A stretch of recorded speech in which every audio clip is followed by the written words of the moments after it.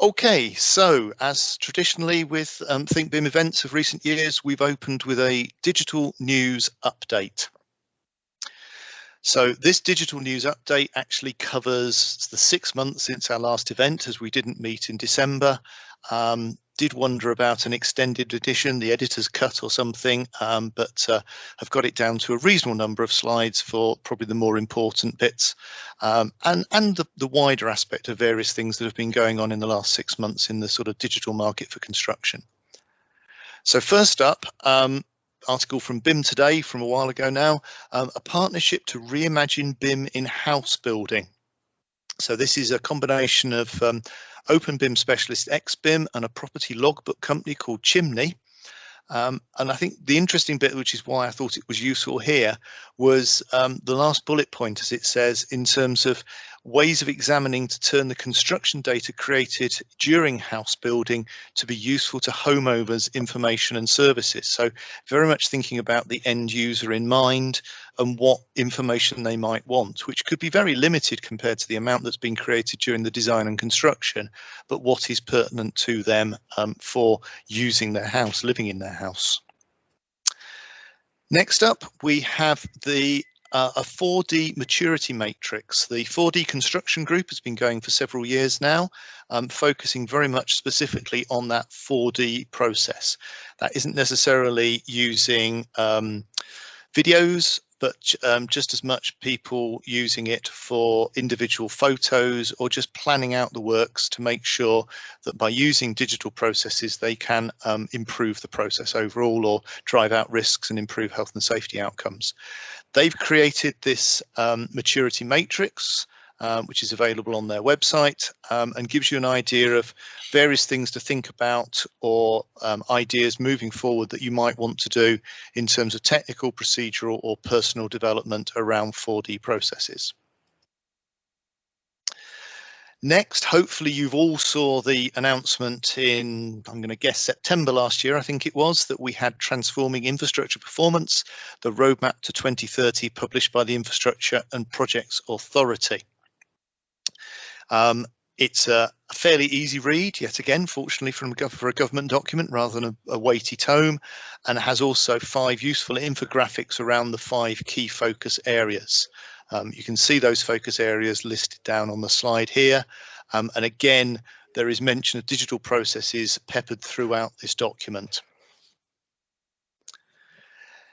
Next up, we move up to Glasgow and an article from Future Scot, the Scottish Futures Trust newsletter. And this talks about how Glasgow City Council is opening up online resources to the people of Glasgow. As it says here, a new open data hub offering a view on how Glasgow operates and aims to develop the city's digital economy. So again, seeing the value in having open accessible data that people can then build on or use to gain further insights for the people of the city of Glasgow. So a good project there. Now we come to digital technology to keep vegetation off railway lines. So Network Rail obviously is plagued year on year with leaves on the line and all the issues associated with that. And so went to Atkins to develop a piece of software solution that helps them to understand actually how to manage vegetation around the rail network and to ensure that they don't have issues with it encroaching on the line. So they took LiDAR scan data that Network Rail already collects, so that's light detection and ranging data, and created a solution, a tool here using the various envelope areas as to whether it was close to the line, adjacent to the line, or actually impinging on the railway line to help Network Rail actually manage the process. So it means that they aren't going to have people working on the line doing inspections, so it improves health and safety, but also it helps them to manage that and keep the railway lines operating more consistently. Next up, the Centre for Digital Built Britain, which actually will formally cease to function as of tomorrow. Its period of work has ended, has created this navigation database tool. There is a lot of work, a lot of studies, a lot of publications and reports that CDBB has generated during its time. And so very wisely, they've created something called a knowledge-based navigator to help you to find your way around all the reports and outputs that they've developed over the years. So again, something to make the data more accessible. Next up, this is work with the Construction Innovation Hub, who provided some guidance now on energy and emissions reporting to link to soft landings. So they've created something called the Energy and Carbon Reporting Framework to allow projects to do that analysis and provide a digital representation of the project around energies and emissions. Next up, we move to Florida and predictive motorway maintenance. So again, we have a company here called Probit, who's working with an engineering firm called Tetra Tech, and they are looking at what they call asset investment management. So they have a large amount of motorways, highways, expressways, as they call it in the States. They're collecting a lot of data about those, but they're looking to gain insights to understand actually how they can predict what maintenance needs to be done and how to do the best maintenance possible given the budgets they have. I have to say, and it's not very often that we do this, but seeing as Trimble still sponsor this event, I also have to plug that Trimble also has some software that does it. But end of sales pitch, and we'll move swiftly on. To HS2, again, big organization producing lots of data, trying out lots of new things. And so they have created a website for their learning legacy. So they've shared lots of information here. It's got it's split into 3 areas, as it says on the slide here, in terms of the latest resources that have been added, events that they are running to help share knowledge and best practice. And then there are 15 theme areas around which include one around digital data and information management specifically to allow people to drill down into certain areas to understand what the learnings that HS2 have got that they are sharing elsewhere. Could I just ask everybody to mute if they are on the call, please, as somebody's still enjoying their lunch, I fear. Thank you. Next up, Atkins has been appointed by the Geospatial Commission along with the Ordnance Survey and a data management leader called OneSpatial to create a UK-wide digital map of underground utilities. So this has already started. There's been trial work done in London and the northeast of England, and it is now being rolled out over a 3-year programme to build this digital map of the entire network, and then I hopefully maintain that network of information, as it says here, in terms of part of the government's Build Back Better agenda and to speed up the delivery of housing and infrastructure projects. And I presume also massive health and safety benefits as well for people who are charged with actually excavating our highways. Next one we have is an app that's been developed by Morgan Sindall to help social housing upkeep. So they have a property services business that looks at managing social housing. And so they've looked at ways of connecting with various Internet of Things sensors so that they can provide real-time data about housing and to start to build predictive maintenance repairs into the program as well. So the app can identify water leaks in real time, as it says here, spot when boilers need servicing and various other problems that might escalate to make sure that they don't become an issue for the tenants. Back to HS2 now, and this is a trial by Bouygues and McAlpines, this time using artificial intelligence tools. This is a software solution called Alice. And they have been using this to actually sequence the works on the Bouygues McAlpine section of HS2.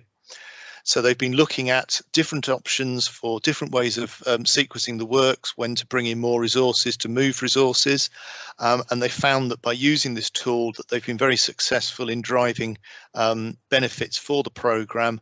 And as it says in the bottom point as well, not only does it help them to actually come up with the best solution, but it makes the solution making process much quicker as well.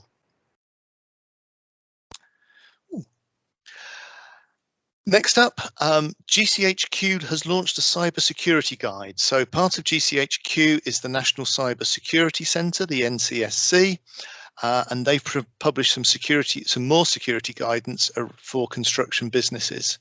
So this isn't around physical security of assets. This is cybersecurity for data and protecting your business from hackers and other forms of issues that might come along for your business.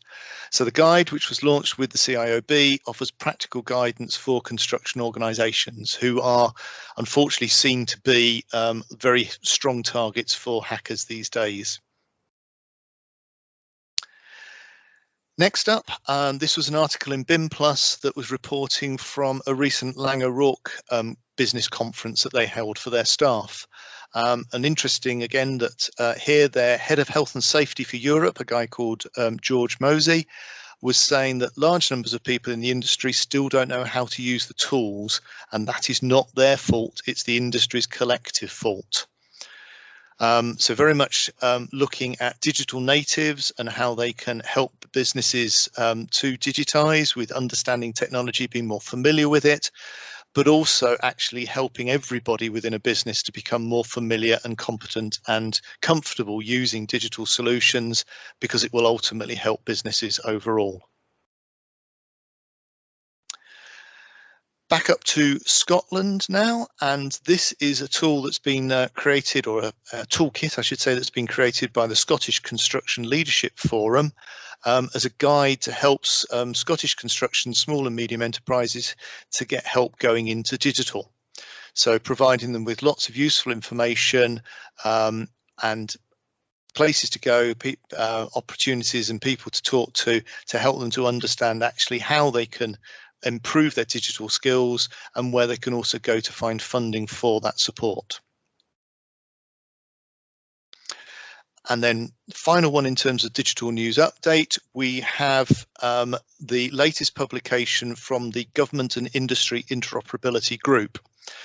Now, those of you that have been around this sphere for a long time may remember that there was the BIM Interoperability Expert Group, which was funded by BEIS, one of the government departments. I would say about 12 months ago that this moved across then to the CPNI, the Centre for Protection for National Infrastructure, and became rebranded as the Government and Industry Interoperability Group. Despite that being a bit of a mouthful, it's a very important group because it is dealing with interoperable information, an issue that has plagued or bedeviled the industry for many, many years. There are solutions, there are ways that it can be addressed, but being consistent and getting those solutions at scale still seems to be an issue. The GIIG group is now looking at 6 particular streams here, as it says: specification, procurement, delivery, assurance, storage, presentation and exploitation of asset information. But in order for people to understand the conversations that are going on, they've produced this glossary guide that's available to download from the CPNI website. So that ends the digital update. The next section of our event, we will be talking briefly about an update from the UK BIM Alliance. thinkBIM is obviously the home of the UK BIM Alliance in Yorkshire and Humber. And so what I've got here is a few slides that celebrate the work that the Alliance has been doing over the last 12 months through 2021. So despite all the pressures on the world that were going on, the UK BIM Alliance still managed to deliver quite a lot of events over the course of 2021. As you can see a list here, there's 38 virtual events. There was the 4 Alliance forums over the course of the year. There were online conferences around facilities and asset management and infrastructure. We had a digital manufacturing theme set day with presentations and workshops at UK Construction Week, and also presented at various other key events across the year, whether it was CETA BIM Gathering, Digital Construction Summit or Digital Construction Week. A lot of this is done through work of various parts of the Alliance. And so again, as a reminder for all the bits and pieces that the Alliance touches upon, we have the affiliates, which is the programme to bring together the professional bodies and trade associations in the UK to give a common message around digital adoption.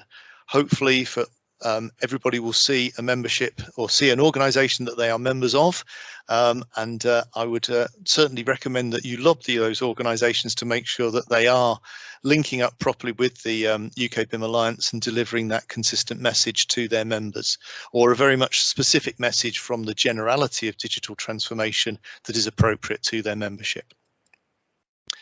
The regions, of which obviously thinkBIM in Yorkshire and Humber is one, that's been an interesting time with COVID. Not everyone has managed to be running events, but we're very pleased that we have managed to continue on with that, along with the east of England, Kent, and the south of England, who also managed to put events on. So hopefully, as we move forward and life gets slightly more, I was going to say normal, whatever the right phrase is for that, we'll see more events happening across the UK, whether you're local to us in Yorkshire or elsewhere in the UK and beyond. Another key part of the engagement process is the communities and the BIM4 groups. So again, during 2021, there was a long list of groups that continued to be active across a variety of events and activities and meetings, and delivering, again, specific advice and help and support in certain areas for certain trade groups, certain interest areas, certain sectors. And none of this is possible without the support of the UK BIM Alliance patrons, and so it's worth just recording up here. This is an image of all of our current patrons for the UK BIM Alliance, who support the Alliance to ensure that it's able to deliver the work that it does.